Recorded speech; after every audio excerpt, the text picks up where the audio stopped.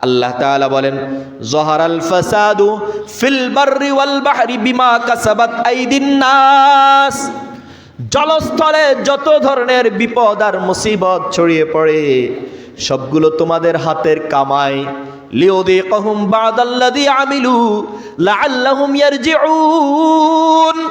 শোনো মুসলমান, আল্লাহ তাআলা বলেন তোমাদের হাতের কামাইয়ের কারণে আমি বিপর্যয় ছড়িয়ে দিই, যাতে করে তোমাদের কৃতকর্মের কিছুটা স্বাদ তোমরা আস্বাদন করো এবং আমি আল্লাহর দিকে তোমরা ফিরে আসো। আল্লাহ তাআলা এই জন্য মাঝে মাঝে বেঈমান দিয়ে আমাদেরকে মাইর খাওয়ান, যাতে করে আমাদের বোধোদয় হয়, আমরা আল্লাহর কাছে আবার কি করি, ফিরে আসি। হযরতে উম্মুল মুমিনিন হযরতে যায়েনাব বিন জাহাশ রাদিয়াল্লাহু তাআলা আনহা আল্লাহ রাসূলকে জিজ্ঞেস করলেন, আনাহলিকু ওয়া ফিনা সালিহুন। ওগো রাসূল, আমরা কি ধ্বংস হয়ে যাব আমাদের মধ্যে দিনদার নেককার মুত্তাকি লোক থাকা সত্ত্বেও, আল্লাহর ওলিরা থাকা সত্ত্বেও, নেককার লোক থাকা সত্ত্বেও কি আমরা ধ্বংস হয়ে যাব?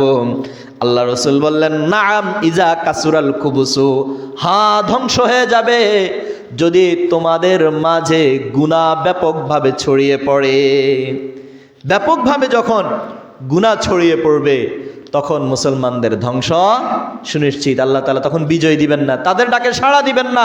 অপবিত্র নাপাক জবান দিয়ে আল্লাহ তাআলাকে ডাকলে ওই আল্লাহ তাআলা ওই ডাকে কি করবেন না, সাড়া দিবেন না। ভাইরা আমার, আমাদের বর্তমানে সবচাইতে বড় একটা সমস্যা হলো আমরা ব্যাপকভাবে গুনাহে জড়িত, ইন্টারনেটের ভাইরাসে আক্রান্ত। এক গবেষণা রিপোর্ট বলছে বাংলাদেশের মধ্যে 1,24,00,000 যুবক তারা নিয়মিত পাবজি গেম খেলে। কত লোক? 1,24,00,000 লোক নিয়মিত কি করে, পাবজি গেম খেলে। 11,75,00,000 মানুষ, বাংলাদেশের মানুষ, তারা ইন্টারনেটে আসক্ত। কত কোটি? 11,75,00,000 লোক নিয়মিত কি করে, তারা ইন্টারনেটে আসক্ত। আসক্ত এর অর্থ হলো কি, তারা দৈনিক নিয়মিত 5 ঘন্টা মোবাইল ব্যবহার করে, ইন্টারনেট ব্যবহার করে, ইন্টারনেটের বিভিন্ন সাইট ব্যবহার করে। আরও আজব বিষয় হলো, গবেষণা রিপোর্ট বলছে বাংলাদেশের যুবক যুবতীদের মধ্য থেকে শতকরা 81% যুবক যুবতী নিয়মিত অশ্লীল পর্নো ভিডিও দেখে।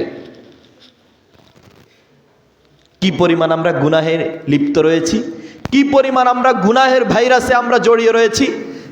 যেই যুবক ইন্টারনেটের অপরাধ জগতে, অন্ধকার জগতে জড়িয়ে আছে, তার সামনে আল্লাহ রসুলকে গালি দিলে সে কিভাবে প্রতিবাদ করবে? সে যদি আল্লাহ তাআলাকে ডাক দেয়, ওই আল্লাহ কিভাবে তার ডাকে সাড়া দিবেন? কথাটা কি বুঝে আসছে আমার? তাহলে 1 নম্বর হলো কি, আমরা ব্যাপকভাবে কি গুনাহের মধ্যে জড়িত। তাহলে বিজয় যদি আমরা চাইতে হয়, তাহলে প্রধান কাজ হলো কি, গুনাহ ছাড়তে হবে। কি করতে হবে? গুনাহ ছাড়তে হবে।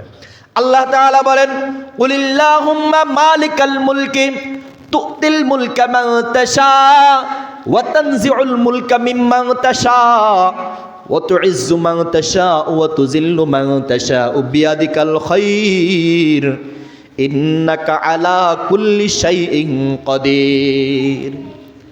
আল্লাহ তাআলা তার রাসূলকে নির্দেশ দিচ্ছেন, উল, হে রাসূল আপনি বলে দেন, আল্লাহুম্মা মালিকাল মুলক, আল্লাহ তাআলা হলেন সব রাজত্বের মালিক। তুতিল মুলকা মান তাশা, তিনি যাকে ইচ্ছা তাকে রাজত্ব দান করেন।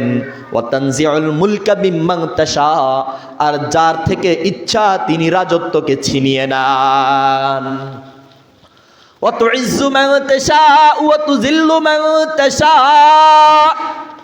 যাকে চান তাকে সম্মান এবং ইজ্জত দান করেন, আর যাকে চান তিনি লাঞ্ছিত এবং অপমানিত করেন। বিয়াদিকাল খায়র, তার হাতেই রয়েছে, তোমার হাতে রয়েছে সকল কল্যাণ।